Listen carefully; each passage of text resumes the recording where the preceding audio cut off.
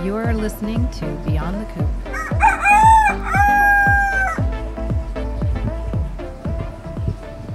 Episode 30. Don't we wish? It's not episode 30. Hey guys, welcome back to Beyond the Coop. And don't make it weird because we can't edit. We don't have enough time. We don't have no time today, guys. We're going to have to just roll with it. It's Friday. We missed our midweek recording. We try to make it. Ooh, Hey, as long as we get one out once a week. Almost just broke the whole joint down, knocking over my drink. Yeah, we just want to make sure we get something up every week for you guys, just to keep you in the loop with what's happening out here. Yes. It was a windy week in Florida. Our greenhouse, if you guys have seen on Facebook, took a flying step leap. tumble. Yeah, like it got totally taken out. So, yeah, we don't know if we had a little burst. Something came through very strong, but pretty much annihilated one and flipped the other. Both of them were flipped over. Yeah, they're not super strong. They're not like hard standing structures. No. They're just like little metal frames, aluminum frames. I don't know what they are. Little Amazon greenhouses. Yeah, with like a plastic tarp covering over the top of it, but they serve the purpose. So this is already, I don't know, third time this has happened or something. But yeah, we didn't have the heavy duty stakes in them. Yeah, so that was our bad anyway. Yeah. But we had moved it and we thought it's not hurricane season yet, so we didn't really anticipate that it was going to have anything like that come through. But just, I guess, the right angle wind. I don't know what that was.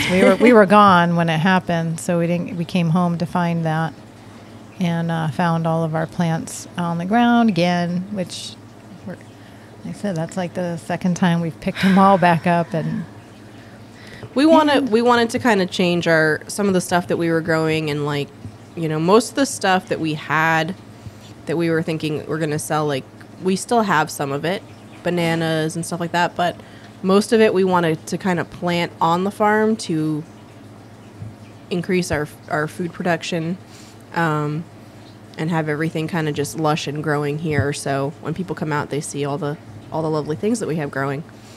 So a lot of the stuff we've been slowly phasing into the landscape and taking out of the greenhouses and planting around the farm. Yeah, so it wasn't a total loss. Yeah, there's some of the stuff in there was kind of shot, like some of the bananas were looking rough.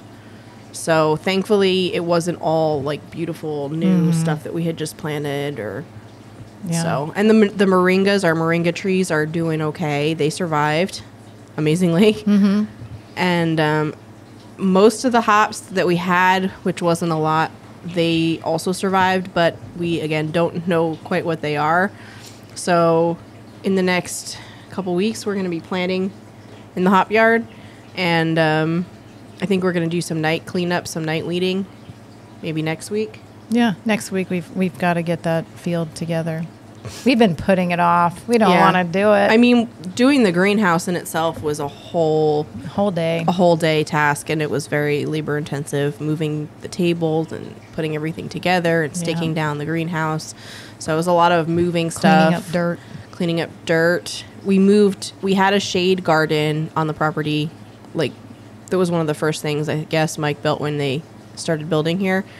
But we weren't really using that space. So we had some stuff in there, plants, elderberry, right? Mm-hmm. Oh, the one by the house, yes. Yeah, yes. In the shade garden up there. So, but no one was really kind of tending that area. So we wanted to move everything out, and that's been on our list of things to do for quite a while too. Yeah. So now that we were moving everything and redoing the greenhouse, we figured it'd be a good time to move all that stuff out and kind of put it in a nice, safe place together. And amazingly, as much as we ignored that little garden, everything in it was growing. Yeah, and like there's so much ginger and turmeric that was growing in the ground there. We just dug some more out, and we moved it into cute little beds down in the nursery area there. So everything can be protected and kind of flourish and monitor. So, and you know how that stuff is. If you put it in the ground and you harvest and then just leave a lot of them in the ground, it'll keep coming back. So we'll probably wind up, even though we cleared that space where that shade garden was, which was intended to be an herb garden so that we can have it by the house for cooking and such. But I mean, if you just let it go, they'll keep coming back. So we'll just keep going down and harvesting. Yeah, I'm actually excited. I'm really into herbs myself and grinding them up and powdering them and that stuff. So I'm excited to do the turmeric and stuff when that's ready to harvest. Last year, I don't think, did you do anything with the turmeric last year? Or did we end up just replanting it mostly? I think we ended up, we were going to dry it, powder it, but we ended up replanting a lot of it because it's a rare variety. We've got black turmeric. We've got both varieties, but that one we wanted to make sure we could continue it. So I think we ended up putting a lot of them back in again. So we're definitely, I mean, we'll be probably digging out of that shade garden for as long as it's still there. The earth is still there. We can keep just going back and getting more out as it pops out. So that's good. But yeah, and at least now it's kind of most of it in an area that can be watched over a little better. And the watering system set down there and the hose and all the gardening supplies, so that's a good thing. Yeah, for sure. And we'll be there with it. We won't ignore it. No. No. But we're excited to get some stuff growing again. We wanted to start the loofah. I think we're going to have to do a garden supply trip, go get some dirt and stuff like that so we can... Yeah, we have to load up on some good soil. So we can seed start again, because we haven't done that in actually a really long time. Yeah. So that'll be a good thing. Yeah, we've got, I mean, we plant during the summer where a lot of people don't, they scale back, but we usually do because it inspires us to see everything so green on the farm. So it makes us want to get things rolling for the fall. And which reminds me, we definitely want to get squash going for the fall. And pumpkins. Seminole pumpkins again. Yeah. Yep.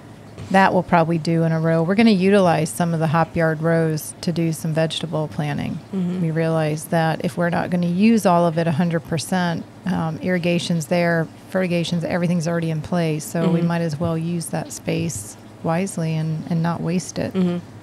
So we're going to have a whole full garden field. And we hope to have a couple rows of hops so that we can have the whole pretty effect and the tunnel and everything that we so like to see here. But we definitely want to start planting some other things that can be used by the family and then also sold in the store.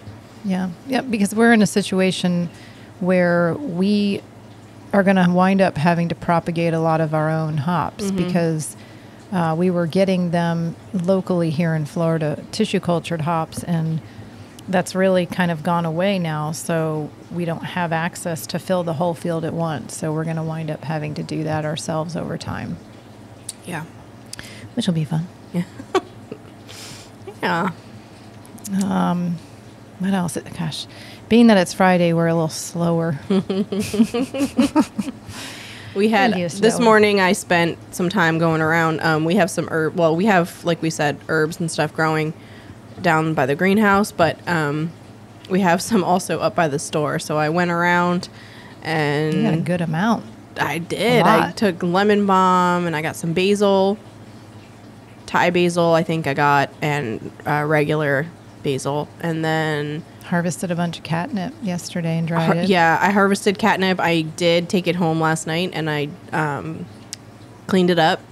It's really easy. I just picked the leaves pretty much. I don't like all the stems and stuff that in there. It's just the leaves are the best. So I take the leaves and then kind of rinse them off, dry them, pat them dry, and then throw them in the dehydrator. And the heat settings that they told me to use for my dehydrator, it seems like if you use those heat settings, you'll be there till Christmas. So I jacked it up a little bit more and just kept an eye on it. And then they kind of crisped up nicely. And then I just pop them in my little grinder and grind them up and put them in a cute little jar. And so I brought some back. I'm excited for Jen's cat to try it out. She's funny with it. I mean, I just sprinkle a little on the table and she rolls in it. She's so odd with it, but the whole time I'm doing it at home, my cats, because I have a lot of cats. I have 6 cats. So she's a crazy cat lady, and I just gave her 2 more. Yeah. So my 6 cats are all about it. Like, they're all over the counter. They're sitting on the floor in the kitchen, like watching, hoping little crumbles drop down. So Do they rub all over it? Yeah, too? they do. They Yep. do. That's all they do, huh? Actually, the one takes his paw and will like stick it in and like grab pieces and then like eat. They eat it? Yeah, he'll eat it. He'll chew on the leaves. I don't think Ari knows how to eat it. I think she just knows how to rub on it. And then she rubs on us, and she becomes suddenly a very friendly cat, which she's not. She usually is. I mean, She is. Okay, she is a friendly cat, Yeah. but she was a lives in rescue. yeah, and she lives in a dog household, and the dog is not like her Yeah. biggest fan. So Our bulldog doesn't care for her too much, but they have a very funny relationship. And she'll tolerate her, and they tolerate each other. But every now and then they'll touch noses, and then the majority of the time she's chasing the cat. But no, she's a sweet cat. She actually is sweet, but to me, probably because I'm the food lady. yeah, she's nice to me too. She's my niece. I think that cats kind of sense when you're a cat person. Yeah. So every time, I haven't seen her today, but usually she'll come out and she'll just hang with me for a while, and she gives you that look, that loving look, like she just knows. Yeah, she's sweet. But she, when we rescued her, we didn't know. I thought she was a kitten, actually, and turned out she was pregnant. So she delivered us, A whole litter. I think, like 8 to 10 kittens. And we're like, oh my gosh, because we didn't even have a cat. And now we've got all these babies. And thankfully, everybody took one. Yeah. So we ended up with just her. Yeah, we've done several. My like all-time like goal of life would be to have a cat rescue, because not anything else, just cats. That's what I've been doing forever. So our old house back in Jersey was like a neighborhood that had tons of stray cats, and we would She rescued all of constantly, them. yeah, we'd be constantly bringing them in, bait them in, get them comfortable with you, and then try to find homes for them. So yeah, I know someone that does that. She goes around to all the neighborhoods and picks them up, brings them in, gets them fixed, clips their ear or whatever marking they get. And yeah, we used to do it because actually there was a person in my neighborhood, and that person would call the pound all the time when she would see the cats, and that would drive me crazy because 90% of the time they would come in and round them up, and then they go to like kill shelters. They put them down. So I can't stand that. So we were always kind of trying to round them up when we would see a new litter coming in, and we did find homes for quite a few of them. I was gonna say your issue is you just keep them. Oh my God, I know. If I had a bigger house, I would be like just all the cats all the time. But I love them. You could 'cause have a cat farm. They're like my kids, and they have their own little unique personalities. And we have conversations about how they're the goodest cats, and They all are of them. cute. They're all very cute. So We did try to keep one of Aries' babies, and Macy just wouldn't allow it. So we did have to rehome the one baby that we kept. So I kind of wish we had two, because they're like elusive little independent animals, and I love that they just come to you when they need a little attention Yeah. and love, and otherwise they kind of just do their thing. there's that comedian that does the thing about cat owners versus dog owners. I don't know if you've seen that one. It's so funny. And he talks about how he's like I know I'm a cat person, because when they have dogs and that dog energy, and they're all just like, yeah, I love you. Yeah. I don't need that kind of energy in my life. So but I do have dogs too. I have 2 dogs. So but cats are just a totally different thing. Yeah, they are. They are different. So yeah, so we did lots of herb harvesting, and That was all off of our catnip discussion. I huh? know. Wow. We were just going. I was just thinking to myself, how did we get there? Catnip. Wow. Yep. Okay. Our little baby chickens in the store are getting bigger, so they're gonna have to be probably Rapidly getting bigger. getting out of here soon. Yeah, they're feathering. They're almost fully feathered on their wings, and they'll be moving out to their little baby area, the toddler zone, as we call it. The toddler zone. But they're super cute Yeah. and curious I think we've got another 8, 9 in the in the incubator. incubator. We're just going to keep rolling them through because we got a great breeding pen set up right now, and we're getting a lot of fertile eggs from the breeding pen. So we're just going to keep doing it. Yeah, and we talked about maybe switching out the chickens. Do Put some- Raven in there for a little bit and get some other ones. I am Samani, and see what kind of cute chicks he can make with some of the girls we have out there. Make some unique breeds. Yeah, it's exciting. Yep. I love the little babies. And we had our other one, our baby mama turkey.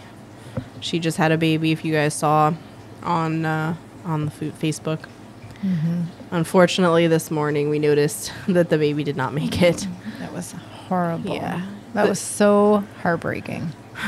It's part of. I almost didn't want to say that. I know. It's depressing. It stinks. You got to let nature do its thing sometimes. Yeah. And as much as we don't like to do that with her, she's persistent about not having those eggs in the safe area, and she always wants to go find a place somewhere on the farm. Yeah, she thinks she knows better. She's like, oh, I got this. Yeah. Got my little safe little zone. And like you said, you mess with it. I mean, just like when we have a chicken that is either reaching their peak age and they're aging out, and you think the best thing for them is to get them and put them somewhere where you think is safe and shelter them. But you'll find out that, they wind up going where they're comfortable and where they feel happy. And then usually, we let them just kind of do that and live out their life there. And we'll find sometimes that they're next to one of their friends when they pass. And so with Barley, we were like, okay, as much as we want to get her and bring her back in with all her eggs, the minute you move a nest, you ruin it.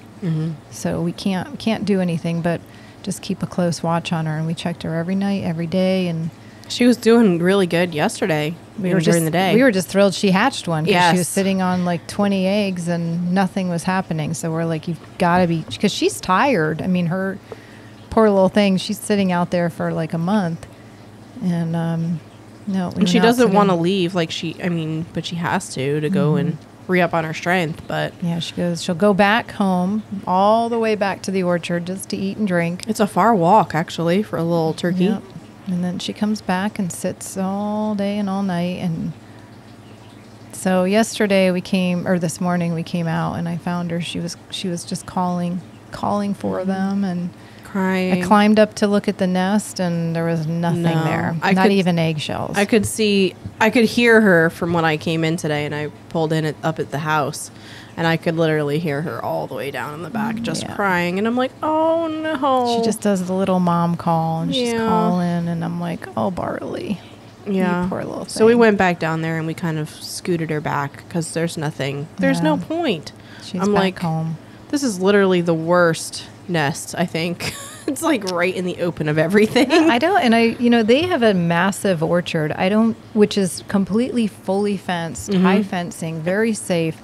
I don't know why she can't find a little even in the back by like corner the banana under trees. the banana tree somewhere. No but she insists on going out and finding a weird spot on the farm. And all you can do is just, like I said, keep an eye on her and watch her. And even if she hatched all these babies, you can't do anything. So if she decides to get up and go eat or something else and has to leave them. Yeah, because once you interact with the babies, then it kind of messes it up. It does mess it up. She doesn't take care of them. She doesn't want to take care of them after that. So we kind of got to either we would have to take them away and totally do everything, But she's a great mom. We've seen her hatch out like 12 and raised every one of them up to toddler age, and they did fantastic. We just wish she would find a safe spot to do it, because then she'd be successful. And it's like every time, these last few times anyway, she's been picking bad spots. Yeah. So she's a goof nerd. Yeah, that was sad. There was only one baby though. She didn't manage to hatch out any of the other eggs. I don't know why. Because she usually has good hatch rate. Is she getting older? Like, what's her? Maybe I don't know. She's only a couple years old, so she's. But she does a good clutch like this once a year, and there's usually about 10 to 12 eggs. Like I said, first one she hatched every single one of them. We just saw her walking around the property with these little babies in tow, and it was so sweet and adorable. And I actually managed to get her and all of her babies into a safe pen, and she raised them up in there until they were old enough to come out, and she did great with those, but we haven't been able to do that since then. So that sucks. Yeah. That sucked. Then, I don't know if it was yesterday or the other day before, I think. We were in here trying to do... You would share some more bad news? Exciting news. We were in here doing our... we did try out this new thing. That we'll get to that first, and then we'll branch from there. We tried out this new seller auctioning type platform for, you know, just an added kind of way to get exposure Which to we're the really store. excited about. Super excited. Yep. We watched all kinds of like videos on it and how to do it, and we thought we were so ready for this whole experience. And so we logged in. We had our little bit of liquid courage, and we were like ready to go. And then it was like the biggest flippin' train wreck I've ever seen in my life. Like it was so bad. Like it was just can't even describe. It stinks when you think you're ready, because we were feeling all confident. We're like, for a couple of days, we're like, okay, Yep, we got this. We watched all the training videos. We got this. Everything was just a mess. But we're committed. We're committed We're committed to it. Do it. We're going to do it again. So I think we're going to do a plant show. Yeah. Next week. Yeah, it's a site where mostly the people that do well either sell antiques, they sell vintage items, or like cards, like baseball cards, Pokemon Trading cards. And it's just, and it also is for people that have brick and mortar. So we thought, well, with our brick and mortar, it'd be a fun way to get stuff up there. And we do actually have some antiques and collectibles and things like that. So we'll mix it up. But it wasn't what we had. It was that we had some technical difficulties. Yeah. At first we logged in because we knew we were supposed to go live at 4:00. So we were all ready. Yeah, we were on way too early. Everything set up, and then we ended up logging in at like, I don't know, 3:25 or something, and we're like, once people saw that we were live, like that we had logged in, they started jumping in. And then very quickly started jumping out because there was literally nothing happening. And had some very awkward footage of Jen like waving and me like ducking and dodging the camera Didn't because know the camera was pointed at us because we weren't ready. We were technically not ready. No, it was horrible. And so then we had about 20 minutes of just filming the desk and the wall with nothing there. And laughing hysterically. It was awful. You could just hear us cracking up in the background because we couldn't get it together. But then like I tried, Jem ran out for a bit, and I tried to kind of do some comments, and then I ran out for a bit. She tried to do field some comments. I bailed is what happened. I completely bailed. I could not. We both bailed. Couldn't hold it together, and I'm like out. I ran out the store, and I'm outside thinking, I can't believe I just left her in there. She's live, and I just left her in there. Jen was like, either she's going to get it together a little bit and try to talk to these people. She did. I came back, and she's talking to them. I'm like, oh, thank God. Or she's just on the floor, like standing as far away from the camera as possible. Turn it off. Cancel the show. It was really bad. But I tried to talk to them and keep them engaged. And we were like then we finally got started. And we thought we had a handle on it. I couldn't figure out how you were supposed to actually run the auctions, like each item. Again, we watched and thought we had it. It looked pretty simple in the. Then I guess part of it was like we were using your phone, but also the computer. Yeah. And we were I guess the interface, like the layout of the program, is a little bit different. So on each one, so I'm like trying to figure out what I'm supposed to click and where I'm supposed to be. So we'd start an auction. That was supposed to be like a quickie auction, and we set it for like a minute. Yeah, right. It was like a minute. Doesn't sound like a long time, but when you're holding an item to an empty crowd, a minute is a long time. It's like an infinite especially amount of time. Yeah, especially if you just have these people in there that aren't interested in that product. You just want to get rid of it, and go to the next. Yeah, and then it started getting bad because like so then she shortens it. Well, I started first. Jen was describing, so she starts out and she's describing the item, and I had done the auction time too quick, so I had like 15 or 30 seconds, and she's talking, and we have this, and it does this, and it's all about that. She's like, next item, and I'm like, Jen, next item. The auction already ended. Go to the next one. Go to the next one. And she's like, oh, okay. And then she had to go run and find another item. And then I'm like, what item are you doing? And then we start laughing again. And then we start cracking up. And I'm like, what do you got there? Hold on, I can't find it. Finally found it. And then I did it for too long. And so she's finished her description, or she's done her whole shtick. And we're just staring at the item for like forever. Forever. And it's just counting down. And we're watching the viewers, how many viewers we had, and it's like 2 viewers. I know. Speaking of technical difficulties. Technical difficulties. We still haven't figured out why our camera randomly turns off when we're recording. Maybe there's like a internal timer on it where it goes to sleep.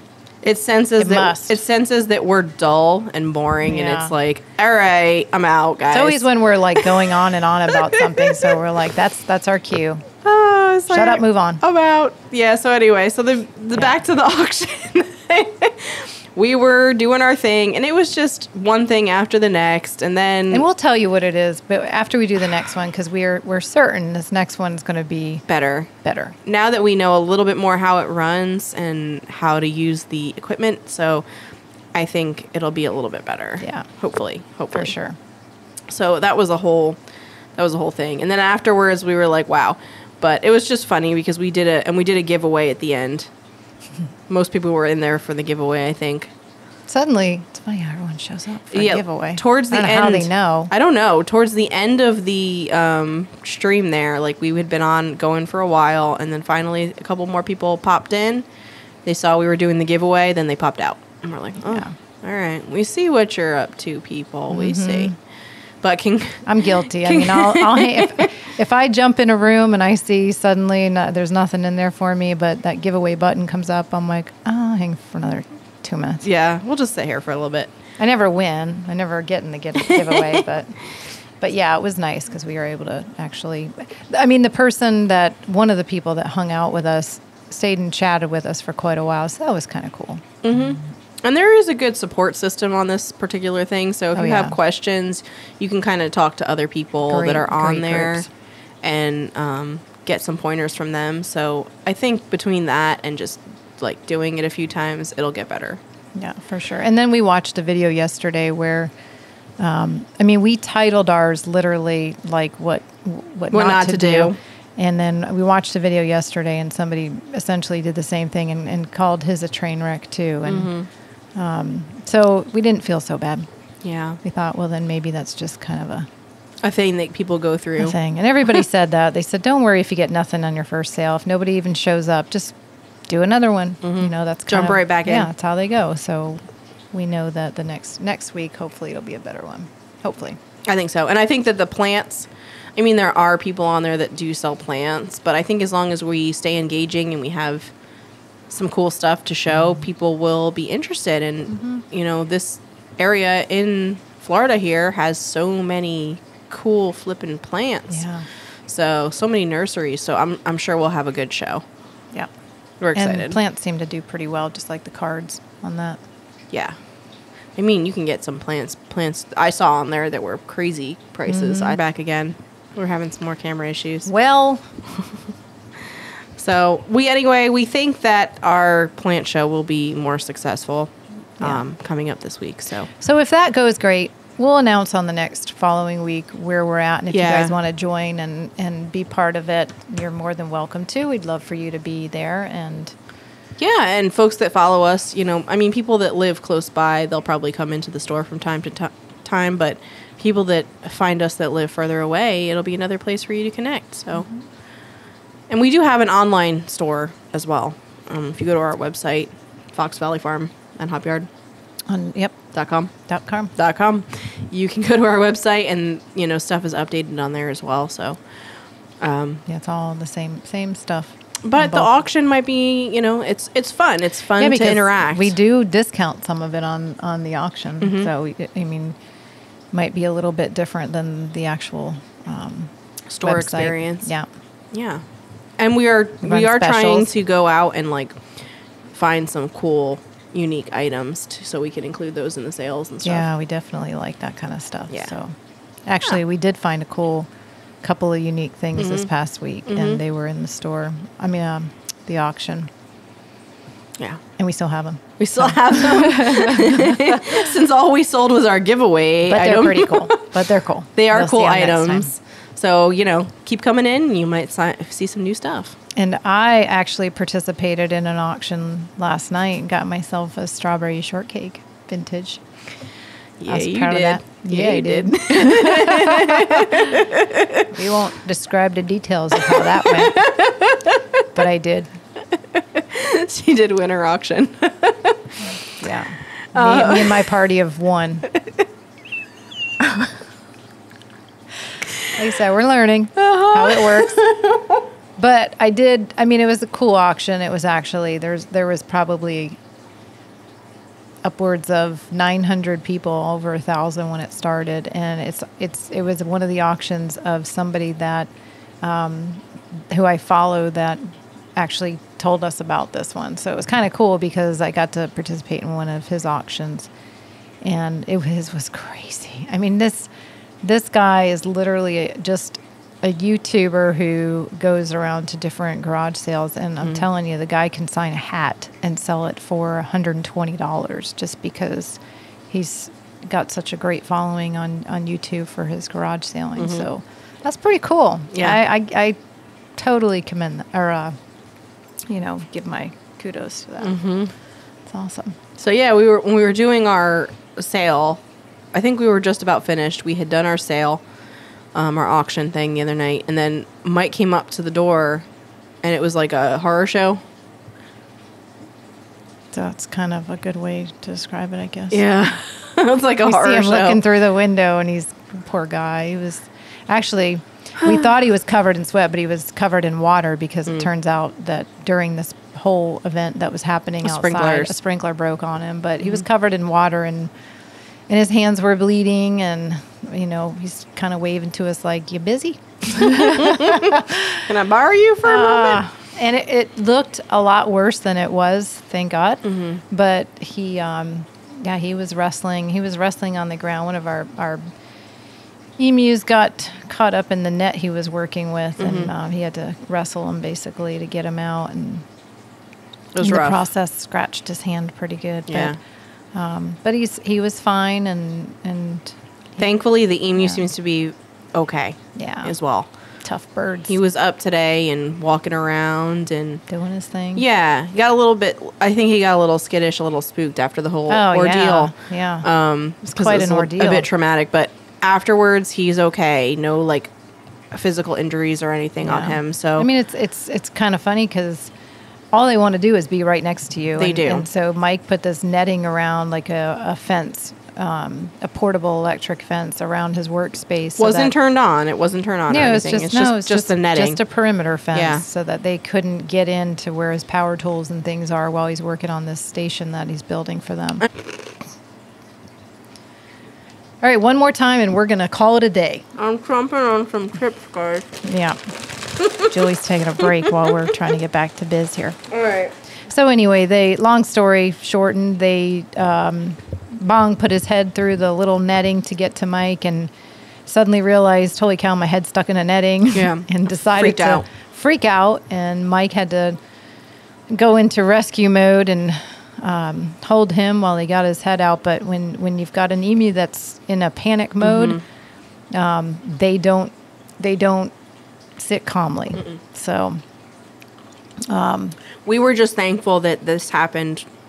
Not that Mike got hurt, but that he was the one that was down there and not us. Yes. Because we probably would have gotten our butts kicked. Oh yeah, and I would worse. I would have. Like I told him, I would have been beside myself too. I just don't know. And he's so sweet. I love him. He said the whole time all he could think about was me, because he knew that I would be absolutely devastated if he got hurt. Obviously Bong, but he was thinking about Bong. I would have been either one more upset if Mike got hurt. Yeah. But I said, I'm glad I wasn't there, because I would have jumped in to save both of you, and I probably would have gotten really jacked up. Yeah. Yeah. So anyway. It's never a dull moment. No, it never is. In farm life. And we have such a simple farm. I can't imagine having this, like, a big farm with hundreds and hundreds of heavy-duty animals like cattle and horses and everything else. Horses actually kind of make me a little nervous. They do. They're so big, and yep, they can do a lot of damage. none of mine scare me. None of them. Recording. Oh, we didn't hit this one. No, too late now. Just come on. All right. If this episode is a little patchy, it's because we had several times where our camera decided to go night-night on us. So. It's gonna go night-night again. So we're gonna say goodbye. Have a great week, and we'll see you next time. We're gonna try to wrap it up. We will see you next week. We'll see you next week. And we'll try to keep you updated on what we're doing. As always. We'll see you next time. Bye. Bye. Like this episode? Find us on Instagram and Facebook. Like and subscribe on YouTube. And tune in weekly on Apple Podcasts or Spotify. See you soon.